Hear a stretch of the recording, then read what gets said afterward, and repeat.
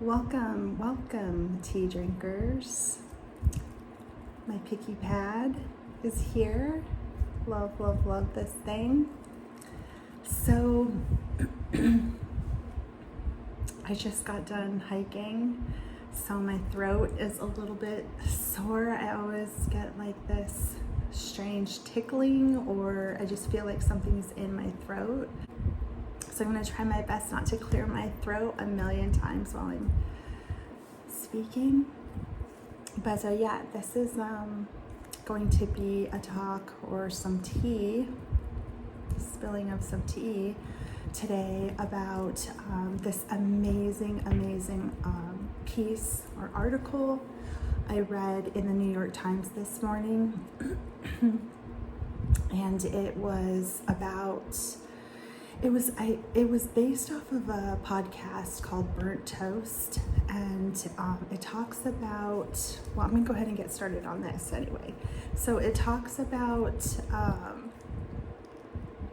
not being ashamed of being overweight. Basically, the article says that we have grown up in an environment or in a culture where we're taught, that you can't accept the person you are for, oh, look at how cute this is. Oh my gosh. Cute. So cute. That you can't accept who you are, especially your body, your shape, your weight, because you are basically invisible in society for your weight.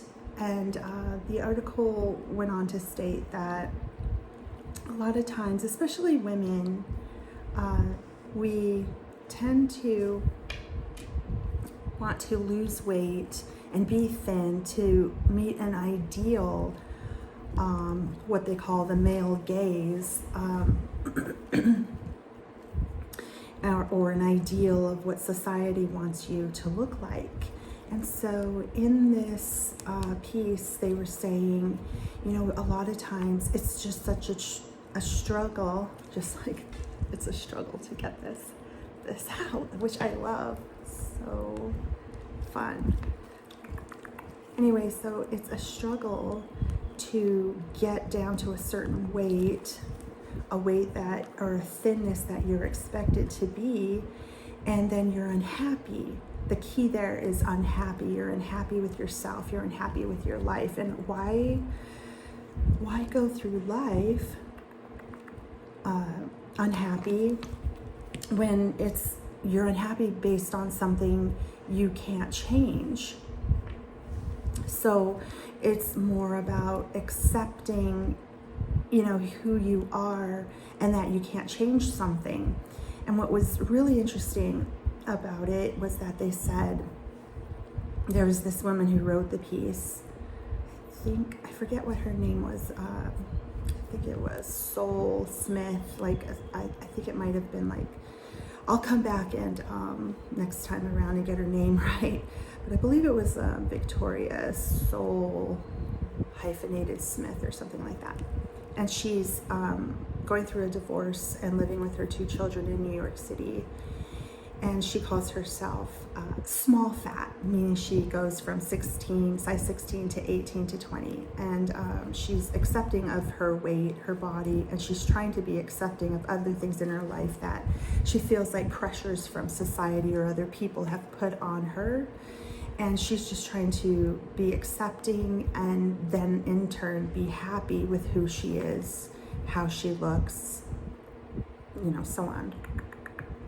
So,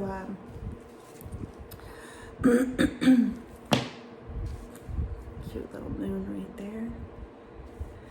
So part of what was written in this article was, for example, someone goes in, a bunch of stars, someone goes into the doctor's office and they're always told, you have to weigh. And she says she goes in now, this is part of her new philosophy with her different way of thinking, that she says, no, I'm not going to be weighed because I don't want to go into the doctor's office and he focuses in on my weight. Well, my weight is something that I've struggled with all my life and I can't seem to change. I've done everything I can and now I'm accepting of it. So please treat, the illness that is affecting me, my hypertension or my high cholesterol, treat that, look at that. Don't say, oh, we're going to treat your weight and we're going to get this weight down and that's what's going to treat what's going on with you. Because she said that you'll have thin people that come into the office and they also are dealing with hypertension and high cholesterol and things like that. It's hereditary, it's part of the DNA, or it's part of, maybe the aging process. And so when this thin person comes in, of course, the doctor's not looking at this thin person's weight. They're just looking at, how do I treat this? And the same with, if you look at someone who's an alcoholic or things like that, you're not going to shame that person for being an alcoholic. You're going to treat the symptoms. You're going to try to treat them with medication or help them through that. So she said that, let's take away the shame of being overweight. Everybody is a different size. Everybody looks differently. Everybody has their own characteristic, their own look. And you have to be accepting in the world and teach your children to be accepting of people who look differently from you or are a different size than you. And so, I don't want to get it down to basically just, it's just about positivity and your outlook. It runs deeper than that. It definitely affects women and their view of themselves, and it also has to deal with, some form of just having this view of yourself, of having to meet expectations of other people. So it's kind of changing that viewpoint. And then in turn, there are other things in life that you can change your viewpoint on and look differently at, like maybe even like divorce, not such a stigma on divorce, and that maybe divorce can be a good thing, and getting a divorce, well, maybe there's pressure not to get divorced or how it's looked down upon, but in reality you need to get this divorce because you're not happy and your children aren't happy, or whatever.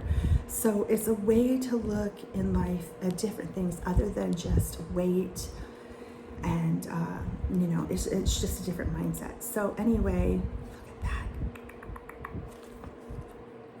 cute little flower, sunflower. So I've got a little pile going on over here. So I'm just getting into the podcast, and I want to listen to it more. I want to kind of have a different view about and a different outlook on my life.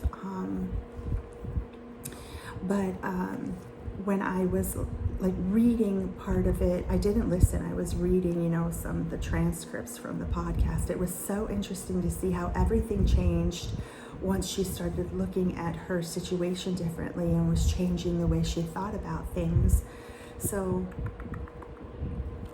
for instance, if she has Oreos in the house and her daughters say, oh, look at this,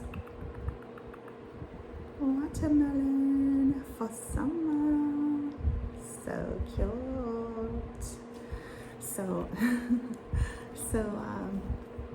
I'm gonna get this little moon right here, maybe some of these stars. Oh, I wanted to show you this side. Look at this. I should dig into that side too. Why am I just digging into this side? I guess I could just keep going with this side, and once I get, oh, it's really sticky, so my hair is getting all in it. Lovely. So I will dig into this side here and get a lot of these stars and dig things out, and then we'll get into the fun stuff over here. But anyway, so yeah, back to the Oreo cookie. So for instance, if she has Oreo cookies in the house and she doesn't want to say, oh, this steamed broccoli I have in this container here it's not better than the Oreo. Go ahead and have the Oreo.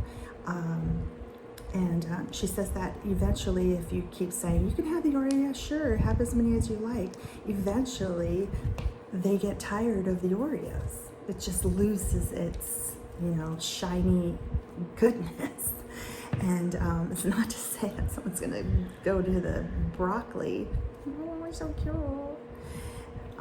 and say, yeah, I'll have this broccoli over. Who knows? Maybe they will. But it's just like looking at things differently and not saying something's bad. Oh, this food is bad or that food is bad. Right? So, sounds like my grandson has awoken from his slumber. I can hear him in the other room. It's his wake scream, that's what I'm calling it. When he wakes up and he's not thrilled that he's awake and he screams out. Anyway, so yeah, let me get some of these stars right here. So I am going to keep, what would they say, diving deep into this podcast and into this philosophy and reading more up on it and finding out what I can. I love this viewpoint. I love this new kind of view of the world, and this view that I definitely need to look deeper at. Why am I doing something? Why am I treating myself this way and not having such negative thoughts? Why am I not being more positive? Is this because of my expectations from other people? Why? Do I really need to do that? Why am I not just happy with myself, with who I am, and figure that out? But I'm so excited to learn more, and I will definitely be sharing a lot of that here with my ASMR and my picky pad picking. So I did say that I was going to delve into some tea from my experiences in life, and so I'll get into that a little bit right now. I want to start with my daughter and her, because it's recent, it happened recently, so I want to start with my daughter and her ex-boyfriend. This was her second relationship that was very, very serious after her previous relationship with her high school boyfriend. And so this was a relationship, the second one, which was not a good relationship. It turned out terribly, and so I'd like to get into that. This was someone she met probably 2 years after leaving the previous one, the high school boyfriend who she broke up with. I'll come back to it. And so she started dating this guy, I'd say about 2 years after she broke up with the high school boyfriend. She took a pretty long break. I think it was 2 years, something like that. Anyway, she took a good long break after breaking up with this other boyfriend from high school. And right away, she was not sharing with me any information about this guy. She just said, hey, I'm going on this double date with a friend and this new guy. And I was like, what? Who is this new guy? So she gave me a little bit of information, gave me his name, and I started Googling him. And let me tell you, oh my goodness, it just kind of spiraled from there. And I found out that I didn't find out a whole lot on this guy at first. He didn't have a lot on social media. It was pretty thin, his social media. The only thing I saw, I think, was him like throwing money in the air and like a wad of cash, and he was like showing off money. I think that's all I saw. And other than that, he just doesn't really post on social media. And then what I did find out was like things about his dad. His dad had been arrested for like trespassing, and he had tried to rob, I think it was a gas station, and he had hit gas station clerk. So he was arrested for that, and I think he had a pretty good criminal background. So when I did Google this guy, the father of this new guy, the new boyfriend that she was, oh look, there we go, that's so cute. The father, there was quite a lot on him, but nothing really on the boyfriend. And so I was just told, little things right there before she left on her date. And by the way, with the high school boyfriend she had broken up with, she had my beautiful, wonderful, amazing granddaughter. And so they both lived with us, myself, my husband, and my son.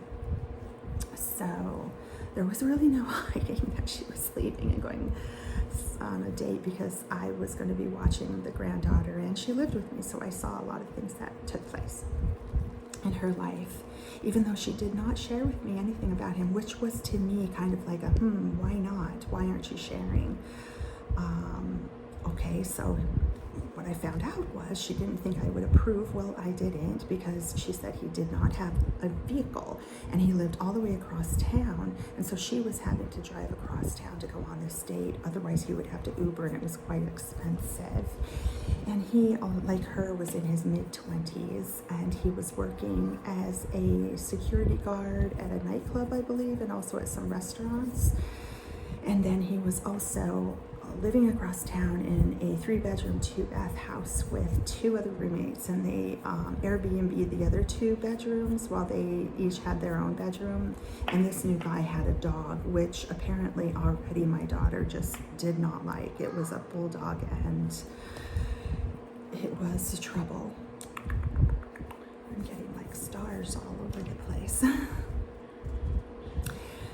So anyway, that was the beginning of that. And after learning about the father and the no car and living across town and her having to make more of an effort, it just seemed like yet again we were in kind of going into the same thing that she had dealt with her baby daddy. I hate calling it that, but that's what he is, her high school boyfriend that she broke up with, the baby daddy. I mean, it was the same thing there, no car, and her having to do a lot of the lifting and so on. So here we were back in it again.